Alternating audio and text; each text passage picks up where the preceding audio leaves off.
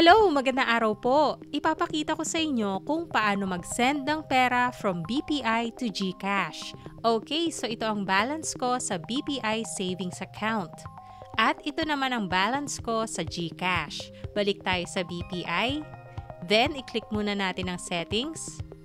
I-activate ang mga security features ni BPI para ma-secured ang BPI account nyo. At kailangan ito sa pag-send ng pera. Okay, so pwede rin kayo pumunta dito sa More sa General Settings para i-activate ang security features. Ngayon naman, i-click natin ang Pay/Load. Then, dito tayo sa e-wallet. Sa Load From, pili kayo ng source ng pera. Sa akin, sa savings account.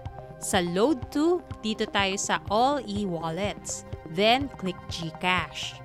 I-enter ang reference number. Ito ang naka-register na cell number sa GCash ng padadalhan nyo. Continue. Sunod, ilagay ang amount na isi-send. So, ang minimum ay 300 pesos. Optional, maglagay ng notes. Continue. Yan, so meron siyang fee na 10 pesos. I-check mabuti ang mga detalye, then confirm. Ayan, so sabi ko nga kanina, dapat naka-activate ang security features ni BPI para mas-secured ang funds natin. Okay, load successful.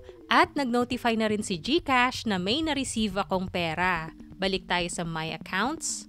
Ayan, so nabawasan na ang balance ko sa BPI. Sa GCash naman, nadagdagan na ang pera ko. At nasa transaction history na rin siya. Okay, salamat sa panonood. Like, share, and subscribe.